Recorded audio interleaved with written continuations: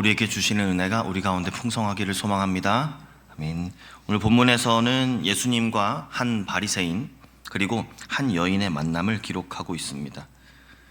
이 장면이 겉으로 보기에는 그저 단순한 식사 자리처럼 보일지 모르겠지만은 실제로 한 영혼이 온전히 회복되어지고 또 참된 구원을 경험하게 되는 그러한 감격적인 장면을 기록하고 있는 것입니다.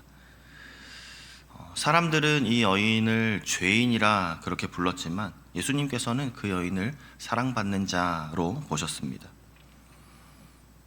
여인은 예수님 앞에 나가 자신의 모든 것을 내려놓고 눈물로 그렇게 회개하며 가장 귀한 것을 드렸습니다. 이 모습을 보면서 우리는 신앙생활을 하면서 우리의 정체성을 어떻게 정의하고 있습니까? 혹시 아직도 우리의 그 과거의 죄로 인하여 나는 죄인이라는 그러한 정체성 속에 머물러 있지는 않는지, 아니면은 시몬의 모습처럼 겉으로는 신앙생활을 하고 있지만 예수님을 대할 때 우리의 삶의 주인이 아니라 손님처럼 대하는 예수님과의 참된 관계를 맺지 못하고 있는 것은 아닌가 한번 돌아보게 되는 것이죠. 오늘 말씀을 살펴보는 가운데 우리가 예수님 앞에 나아가는 자에게 주어지는 그 참된 용서 그리고 참된 그 사랑을 발견하기를 원합니다. 우리가 예수님 앞에서 참된 신앙인의 삶을 살아가야 할 텐데 정말 그렇게 살아가기로 결단하는 그러한 은혜가 우리 가운데 있기를 소망합니다. 오늘 본문에서 한 바리새인 그 시몬이 예수님을 자신의 집에 초대하는 장면으로 오늘 본문이 시작이 되는데요. 36절 말씀입니다. 한 바리새인이 예수께 자기와 함께 잡수시기를 청하니 이에 바리새인의 집에 들어가 앉으셨을 때에, 바리새인 율법이죠. 바리새인 그러면 율법입니다. 당시 유대 사회에서 엄격하게 율법을 지키면서 살았던 사람들 바리새인입니다. 그들은 외적으로 보일 때도 참 경건한 모습을 유지했고 또 실제로도 그렇게 됐으면 좋겠지만은 외적으로 보였던 그 율법적인 모습을 준수하는 모습에 비해 실제 그들의 신앙은 되게 형식적인 모습에 머물러 있는 경우가 많았다는 것이죠. 그런 시몬이, 그 바리새인이었던 시몬이 예수님을 자신의 집에 초청한 이유가 무엇이었을까? 그 의도가 무엇이었을까요? 진정한 믿음에서 비롯된 초청이었을까요? 아니면 단순한 호기심 또 사회적인 관습 때문에 예수님을 초청한 거였을까요? 성경을 보면서 어떤 모습에서는 시몬이 예수님을 참 존경하는 그러한 모습을 존경을 표하는 듯한 모습이 보여지기도 하지만 또 자세히 살펴보면 시몬이 예수님에 대해서 존경하는 그러한 행동을 그 걸맞는 행동을 하지 않았습니다. 왜냐하면 당시에 자신의 집으로 초대한 손님을 대할 때에 몇 가지 지키는 기본적인 형식이 있었는데, 예절이 있었는데, 예를 들어서 손님이 오면은 손님에게 발 씻을 물을 내어주고 또 입맞춤으로 환영하며 머리에 기름을 부어주는 것이 일반적인 손님을 영접하는 그러한 행위였다면, 시몬은 이러한 예의를 예수님을 모실 때 다 생략해 버린 것이죠. 44절 이하 말씀입니다. 그 여자를 돌아보시며 시몬에게 이르시되 이 여자를 보느냐? 내가 너의 집에 들어올 때 너는 내게 발 씻을 물도 주지 아니하였으되 이 여자는 눈물로 내 발을 적시고 그 머리털로 닦으며 너는 내게 입 맞추지 아니하였으되 그는 내가 들어올 때부터 내 발에 입 맞추기를 그치지 아니하였으며 너는 내 머리에 감람유도 붓지 아니하였으되 그는 향유를 내 발에 부었느니라. 이것은 시몬이 예수님을 진정한 주인으로 그렇게 모신 것이 아니라 단순한 손님 대접 정도 했다, 그런 것을 보여주는 것이죠. 신앙생활을 하면서 우리가 이 시몬의 모습에서 우리의 모습을 돌아보며 한번 경계하게 되는 것이죠. 우리는 신앙생활하면서 예수님을 어떻게 대하고 있습니까? 주님으로 그렇게 고백하고 걸맞는 삶을 살아가는지요? 아니면 형식적인 모습은 유지하고 있지만 예수님을 손님 정도로 그렇게 여기고 대하고 있는 것은 아닌지 돌아보아야 하는 것이죠. 예수님을 우리의 삶에 초대했지만 진정한 주인으로 모신 것이 아니라 단순한 형식적인 관계만 유지하고 있는 그러한 우리의 신앙에서의 예수님과 우리의 관계는 아닌지 한번 점검해야 하는 것입니다. 기도합니다. 예배드립니다. 봉사합니다. 하지만 정말로 우리 마음 깊은 곳에서 우리 예수님을 우리 삶의 주인으로 인정하고 있는가? 예수님께서 말씀하시면 즉각 순종할 준비가 되어 있는가? 시몬처럼 예수님을 단순한 손님 정도로만 대하고 있다면 그것은 우리의 삶이, 우리의 신앙이 껍데기만 남아있는 것은 아닌가, 그것을 돌아보아야 하는 것이죠. 시몬의 집에서 식사가 진행되는 동안에 한 여자가 예수께서 바리새인의 집에 앉아 있는 것을 보고 그렇게 찾아옵니다. 성경은 이 여인에 대해서 이 동네에서 죄를 지은 한 여자, 그렇게 소개를 합니다. 37절 말씀에 그 동네에 죄를 지은 한 여자가 있어 예수께서 바리새인의 집에 앉아 계심을 알고 향유 담은 옥합을 가지고 와서, 이 여인의 죄가 무엇인지에 대해서 성경은 자세히 기록하고 있지는 않지만 성경학자들이 이 여인이 사회적으로 손가락질을 받던 그러한 사람으로 그렇게 추측합니다. 당시 유대 사회에서 죄인이라 그렇게 낙인 찍혔다는 것, 이것은 단순한 도덕적인 실수 이상의 그 행위를 여인이 한 거겠구나, 그렇게 생각해 볼 수 있죠. 죄인이라 낙인을 찍혔습니다. 그 사회에서 더 이상 공동체의 일원으로 받아들여지지 않는 그러한 모습이었겠죠. 사회로부터 배척되고 배제되어지고 얼마나 절망적인 그러한 상황이었겠습니까? 이 여인이 사람들의 그 시선에도 불구하고, 사람들의 자신을 향한 그러한 비난에도 불구하고 예수님께 나아왔습니다. 예수님께 다가왔습니다. 당시 문화에서 또 여성이, 그 남성들이 모여서 식사하는 그 자리에 들어가는 것 쉽지 않은 일이었습니다. 상식 이상의 그러한 행동이었고 일반적이 않은 그러한 상황이었던 것이죠. 더군다나 이 여인은 보통 그러한 사람들과는 또 달랐죠. 사람들에게 손가락질 받는 그러한 죄인이었습니다. 비난받는 사람이었습니다. 그녀가 예수님께 나아가기까지 얼마나 많은 장애물들이 있었겠습니까? 얼마나 많은 비난을 감수해야 했을까요? 얼마나 두려운 일이었겠습니까? 그 모든 것을 넘어서, 그 두려움을 모두 뛰어넘고 예수님께 다가왔던 이 여인을 봅니다. 여인이 예수님 앞에 나아가는 그 모습을 한번 묵상해 보십시오. 말없이 예수님 앞에 나아가 그 발 앞에 엎드려 눈물을 흘리기 시작합니다. 그리고 눈물로 예수님의 발을 적십니다. 자신의 머리카락으로 닦고 향유를 부었습니다. 당시 머리카락, 여인에게 있어서 존엄의 상징, 순결의 상징이었던 그 머리카락, 자신의 모든 것을 내어놓고 예수님을 섬겼던 것이죠. 여인은 예수님 앞에서 자신이 죄인임을 깊이 깨닫고 예수님 앞에서 철저히 낮아진 것입니다. 이 말씀을 통해서 이 여인의 모습 속에서 발견할 수 있는 우리는 참된 회개가 무엇인지 한번 발견하게 되는 것이죠. 행동으로 나타나는 그러한 참된 회개입니다. 여인은 말로만 회개하지 않았습니다. 전심으로 예수님께 나아 헌신하는 그러한 모습을 보여주었습니다. 또한 이 여인은 예수님께 나아갈 때 사람들의 시선과 판단을 두려워하지 않았습니다. 이 모습이 우리가 예수님께 나아갈 때에 또한 참고할 수 있는 그러한 모습이 되어야겠죠. 예수님께 나아가기 위해서 설령 우리 앞에 어떠한 장애물이 있다 할지라도 우리는 그것을 뛰어넘어야 한다는 것입니다. 신앙생활에서 세상의 시선이나 두려움이 우리가 예수님께 나아가는 것을 막지 못하게 해야 합니다. 무슨 일이 있어도 우리는 예수님 앞에 나아가야 합니다. 비난하는 그 말들도, 우리의 그러한 모습을 바라보는 그러한 세상의 시선들도 우리 모든 것을 뛰어넘어야 합니다. 무슨 일이 있어도 우리는 예수님 앞에 나아가야 합니다. 왜냐하면 예수님께 나아가는 것이 우리의 삶의 가장 큰 소망, 유일한 소망 되기 때문입니다. 예수님께 나아가는 데 있어서 우리가 다른 것 따지고 있을 때 것이 아니라는 것이죠. 나아가야 합니다. 그래야 삽니다. 이 여인의 행동에서 나타나는 것은 단순한 감정의 표현 정도가 아니라 그녀가 받은 은혜, 그 은혜에 대한 반응이었죠.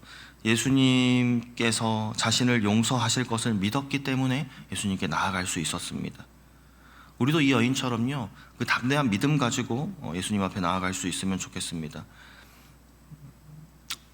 우리를 정죄합니까? 우리를 죄인이라 그렇게 하는 그 죄의 무게에 우리가 눌려 있습니까? 사람들의 평가도 세상의 시선도 우리가 얽매여 있을 것이 아니라는 것이죠. 예수님께 나아가는 자에게는 참된 용서가 있습니다. 참된 사랑이 있습니다. 그리고 예수님께 나아가는 자에게 참된 자유함이 있는 줄 우리가 믿습니다.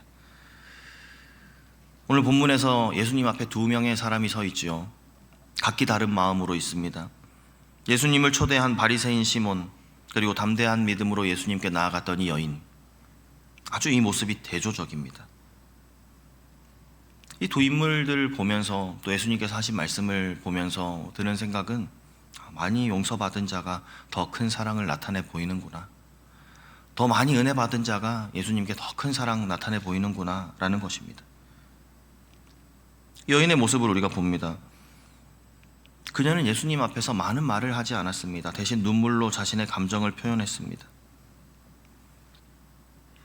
발을 씻는다는 것, 유대 문화 속에서 노예들이, 종들이 그 주인을 섬길 때 하는 그 모습이었죠. 그런데 이 여인은 자신의 눈물로 예수님의 발을 씻는 모습, 우리가 본문을 통해 봅니다.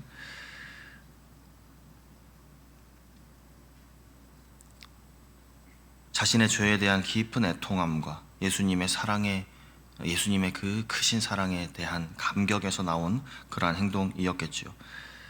여인이 예수님의 발을 자신의 머리카락으로 그렇게 닦습니다. 유대 여인들이 머리카락을 함부로 풀지 않았습니다. 이게 되게 수치스러운 일이었거든요. 근데 그것을 수치로 여기지 않았습니다. 이 여인은 자신의 머리카락을 사용하여 예수님의 발을 닦았습니다. 자신의 체면, 자존심이 다 내려놓고 철저히 낮아진 모습으로 주님께 나아갔던 그 모습을 나타내 보이는 것이죠. 그 여인이 또한 예수님께 부었던 향유는 그냥 보통 향유가 아니었습니다. 다른 복음서의 병행 구절을 살펴볼 때 여인이 예수님께 부은 향유 1년치 연봉에 해당하는 그러한 값진 것을 아낌없이 드렸다는 것을 우리가 알 수 있죠. 이 여인의 모습들을 이렇게 하나하나 살펴보면서 몇 가지 깨닫게 됩니다. 예수님을 진정으로 만난 사람은 자신에게 있어서 가장 귀한 것을 드리게 되는구나. 회개라는 것이 단순한 후회가 아니구나. 삶을 변화시키는 행동으로 나타나는 것이 회개이구나. 또 사랑이 참 희생을 감수하면서 자기 중심적인 그러한 태도를 모두 다 내려놓고 하나님 앞에 참 낮아질 때에 그때 완성되는 것이구나. 이런 사실들을 발견할 수 있는 것이죠. 우리의 모습을 참 돌아보게 됩니다. 그리고 스스로에게 질문하게 되죠. 나는 예수님께 무엇을 어떻게 드리고 있는가? 나는 눈물로 기도하면서 주님께 나아가고 있는가? 이 여인처럼 내 삶에서 가장 귀한 것, 그것이 무엇이 되었든 간에 나는 이 여인처럼 예수님께 그 귀한 향유를 부어드렸던 것처럼 나는 예수님께 드릴 준비가 되어 있을까? 스스로에게 이렇게 질문해 보게 되는 것입니다. 오늘 본문에서 나타난 여인의 행동은 결코 율법적인 그러한 행동이 아니었습니다. 구원의 감격에서 나온 행위였습니다. 죄사함을 받은 기쁨으로 최선의 사랑을 예수님께 드렸던 여인인 것이죠. 우리도 그럴 수 있기를 소망합니다. 우리가 받은 은혜가 참 큽니다. 그 받은 큰 은혜를 우리가 드릴 수 있는 가장 큰 사랑으로 하나님께 그렇게 돌려드릴 수 있는 우리가 되기를 소망합니다. 이어지는 말씀에서 여인의 행동을 본 시몬은 속으로 생각합니다. 39절 말씀에 예수를 청한 바리새인이 그것을 보고 마음에 이르되 이 사람이 만일 선지자라면 자기를 만지는 이 여자가 누구며 어떠한 자 곧 죄인인 줄 알았으리라, 이렇게 생각했다는 것이죠. 시몬은 겉으로는 경건한 신앙인인 척 했지만 실제로는 그가 믿은 것은 자신의 의로움을 의지하고 있었습니다. 자신의 행위를, 자신의 의로움을 믿고 있었다는 것이죠. 그 죄인인 여인을 시몬은 바라보면서 나는 저 여자보다는 의롭지, 그런 생각을 하고 있었던 것이죠. 그런데 예수님께서는 시몬의 이 마음을 아시고 한 비유로 그에게 말씀하십니다. 41절 이하 말씀인데요. 어떤 채권자가 그에게 빚진 사람 둘이 있는데 한 사람은 500데나리온 빚지고 한 사람은 50데나리온을 빚었습니다. 둘 다 갚을 것이 없습니다. 그래서 채권자가 이 두 사람 빚진 자에게 모두 그 빚을 탕감해 주었는데 그럼 이 둘 중에 누가 더 그를 사랑하겠는가? 이 말을 시몬에게 하는 것이죠. 예수님이 그 마음을 다 아시고 물어보신 겁니다. 시몬이 대답합니다. 누가 더 사랑하겠니? 시몬이 대답하죠. 더 많이 빚 탕감받은 자가 더 사랑하겠죠. 예수님께서 말씀하시죠. 시몬에게 네 말이 옳다. 네 판단이 옳다. 그렇게 얘기합니다. 예수님과의 시몬의 짧은 대화지만은 아주 깊은 뜻을 담고 있습니다. 빚진 자 둘 모두 자신의 힘으로는 빚을 감당할 수 없는 그러한 상태였습니다. 둘 다 전적인 은혜로 빚을 탕감받았다는 것이죠. 그런데 더 많이 빚을 탕감받은 사람이 더 깊이 사랑하고 더 큰 사랑을 표현했습니다. 이 비유에서 500데나리온 빚진 자, 죄인으로 불렸던 여인이구나, 50데나리온 빚진 자, 바리새인 시몬을 의미하는 것이구나. 중요한 사실은 시몬도 빚진 자였다는 사실입니다. 그도 자신이 죄인임을 깨닫지 못했기 때문에 예수님의 사랑을 깊이 경험할 수 없었던 것이죠. 자신은 의로웠습니다. 예수님 앞에 있지만 그 여인과 마찬가지로 빚진 자였지만, 죄인이었지만 그 사실을 깨닫지 못하고 있었던 것이죠. 이것이 바리새인과 여인의 결정적인 차이였습니다. 여인은 자신의 죄를 인정하고 예수님께 나아갔습니다. 하지만 시몬은 자신의 죄를 보지 못했습니다. 어떻게 됐습니까? 결국 여인은 용서받고 큰 사랑을 경험했지만 시몬은 자신 앞에 있는 그 큰 은혜를, 그 큰 사랑을 다 놓쳐버리게 된 것입니다. 우리의 삶은 오늘 누구의 모습과 더 가깝습니까? 바리새인 시몬입니까? 죄인이었던 그 여인입니까? 죄를 깊이 깨닫고 예수님께 나아가 큰 사랑을 경험하는 자, 또 하나는 자신이 의롭다고 여전히 여기며 예수님의 은혜를 가볍게 여기는 자.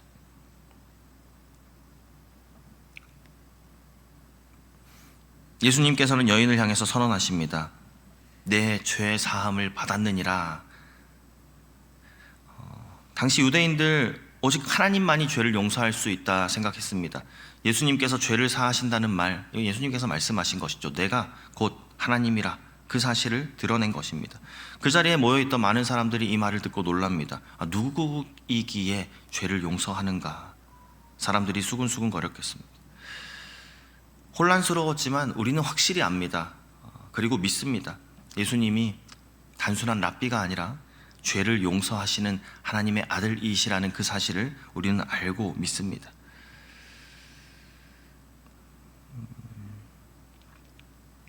예수님께 믿음으로 나아갔던 이 여인에게 구원의 길이 열렸습니다. 우리도 이러한 여인의 모습처럼 예수님께 믿음으로 나아갈 수 있기를 소망합니다. 그럴 때 우리에게 예수님께서 오늘 이 여인에게 했던 말처럼 동일하게 말씀하시는 것이죠.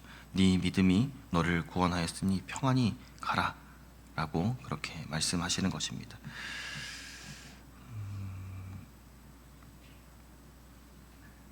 결국 예수님께서 인정하시는 사람은 형식적인 신앙을 가진 그 시몬이 아니라 진정한 믿음과 사랑을 보였던 여인이었음을 우리가 말씀을 통해 살펴봅니다. 결단할 수 있으면 좋겠습니다. 우리가 진정으로 예수님을 주인으로 모시는 그러한 삶을 오늘 살아가기를 소망합니다. 믿음으로 용서받은 우리는 예수님 안에서 자유함을 누릴 수 있습니다. 그리고 그 받은 크신 사랑으로 인하여 반응하며 우리가 받은 그 은혜를 사랑으로 나타내 보이며 나아갈 수 있는 것이죠. 오늘 이 말씀이 우리의 삶 속에서도 이루어지기를 소망합니다. 주님 앞에 담대히 나가서 참된 용서와 평안을 경험하는 그러한 오늘 우리의 삶이 되기를, 주님을 진정으로 주인으로 고백하며 손님으로가 아니라 정말 내 인생의 주인으로 여기며 그렇게 살아가는 우리의 예배로 드리는 그러한 우리의 하루의 삶이 되기를 간절히 소망합니다. 아멘. 함께 기도하겠습니다.